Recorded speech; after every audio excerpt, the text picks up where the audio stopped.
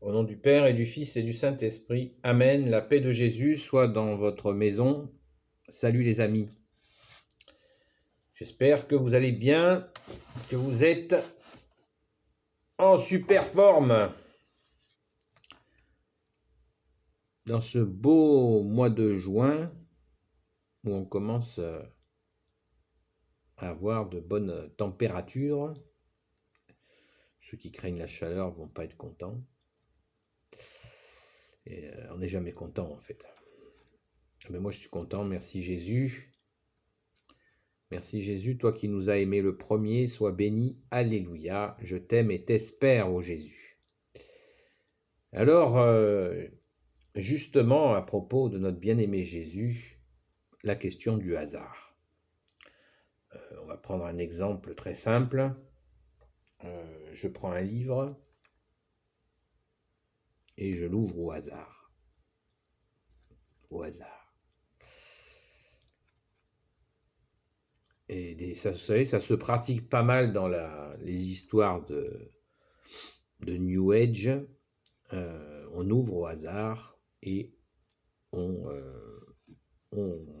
est persuadé que c'est bon pour nous puisque nous l'avons tiré sans volonté. Voilà, il y a juste un petit problème.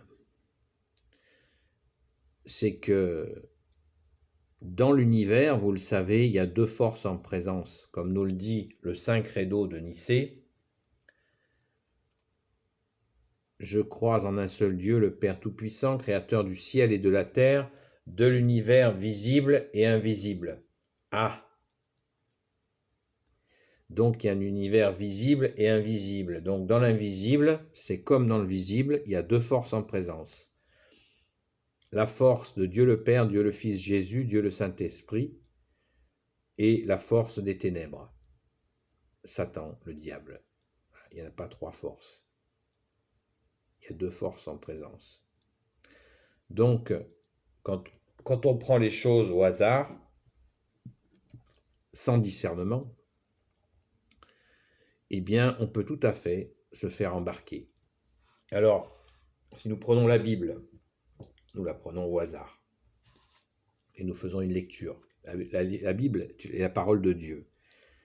Il n'y a pas la place pour le malin là-dedans. Donc, dès l'instant où nous faisons une lecture qui va nous nourrir, nous apaiser, c'est la parole de Dieu, elle est éternelle. Alléluia. On va la comprendre avec notre cœur. Si on ne la comprend pas, on peut lire les commentaires de Bible qui sont faits par les exégètes et on va apprendre quelque chose. C'est bon pour notre âme, bon pour notre cœur, bon pour nos vies. Alléluia. Et puis, il y a aussi des personnes qui peuvent avoir un charisme de prendre une parole, recevoir, d'aller sur une page qui concerne une situation. Ça, c'est un charisme de Jésus. C'est pas tout le monde qui l'a, il y en a qui l'ont. C'est très, très, très, c'est superbe. Impressionnant. Ça fait partie des mystères. Mais d'une manière générale, beaucoup de gens croient, notamment ceux qui tirent les cartes par exemple, j'ai déjà fait une vidéo sur le sujet, donc j'y reviens pas, mais le fait de prendre des choses au hasard, nous pouvons être naïvement imaginer que ça peut être pour notre bien, alors que le malin peut parfaitement prendre la situation pour nous perdre. Donc, il faut être extrêmement prudent avec ça et pas s'y amuser. Entre les runes, les cartes, les machins, les bidules, le tirage au sort. Voilà, le tirage au sort. Il y en a même qui Là, c'est pareil, c'est sans conséquence. J'ai vu des groupes catholiques faire tirer au sort leur saint de l'année. C'est quelque chose que je ne comprends pas personnellement. Voilà. Ça m'inquiète. bien sûr que là, comme pour le tirer dans la Sainte Bible, prendre un texte au hasard, ça n'a pas de conséquences. Prendre un saint au hasard, ça n'a pas de conséquences. Comme s'en faire un saint de l'année, ça n'a pas de conséquences malheureuses, puisque tous les saints sont dans la communion des saints, et alléluia. Mais je ne comprends pas cet exercice. Moi, je comprends mieux quand on va vers des saints vers lesquels nous nous sentons attirés, qui déclenchent notre ouverture de cœur, et nous les aimons. Voilà, c'est le cas pour notre sainte patronne, Sainte Marie-Madeleine. Elle nous touche. Voilà, c'est comme ça. Il y a d'autres saints qui nous touchent. Le grand Saint Joseph, c'est touchant. Voilà, et puis la liste est longue. Merci à tous les saints et saintes, amis de Jésus. Voilà. Mais d'une manière générale, c'est quand même d'en faire une généralité, de se dire parce que je prends quelque chose au sort, c'est forcément bon. Non, c'est pas forcément bon du tout.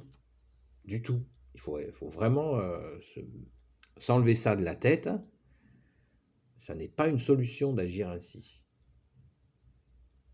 Il y a tellement de gens qui font des bêtises avec ça qu'il ne faut absolument pas tomber là-dedans, quoi. Le tirage au sort, tiens, je ne sais pas quoi faire.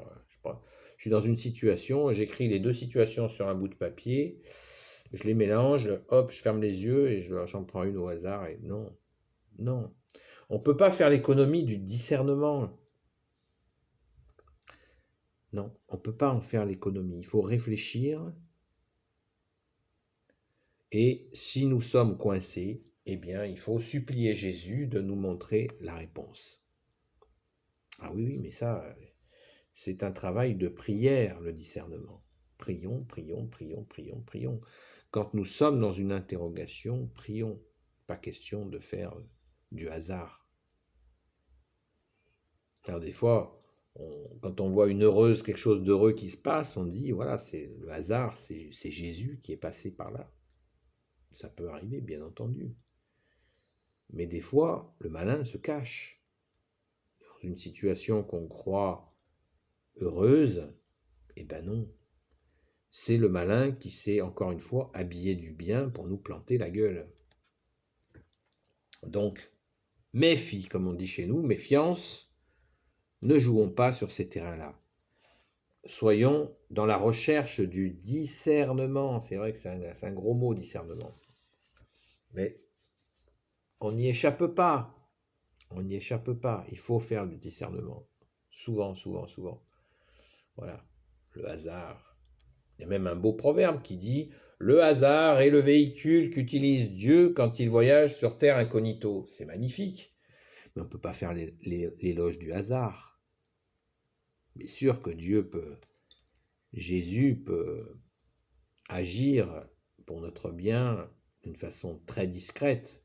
Il est l'humilité parfaite, Jésus. Merci Jésus d'être cette humilité parfaite. Merci bien-aimé Jésus. Mais attention, n'en faisons pas une règle pour partir à l'aventure. Le malin peut tout à fait vous mettre sur votre route des signes qui vous paraissent positifs pour vous planter, pour vous perdre. Moi, ça m'est arrivé. Donc, voilà, on interprète des signes. D'ailleurs, j'ai fait une vidéo qui s'appelle l'interprétation des signes. On voit des signes, on croit que c'est Dieu qui nous envoie ces signes. Et bien, pas du tout, c'est le malin. Parce que le malin, il sait. Dès l'instant où vous priez, vous allez à la Sainte Messe, vous essayez de vous rapprocher de Jésus, le malin le sait aussi. Donc, il va essayer de vous détourner dans une voie de garage, dans un impasse, une impasse. Il va essayer de vous mettre à un endroit où vous ne servirez à rien. Parce qu'il sait que si vous vous approchez de Jésus, vous allez être utile à Jésus et que vous allez le servir. Et ça, le malin, il ne veut pas. Il veut que vous soyez paumé tout le temps. Comme quand il vous met dans la tête une chose et son contraire.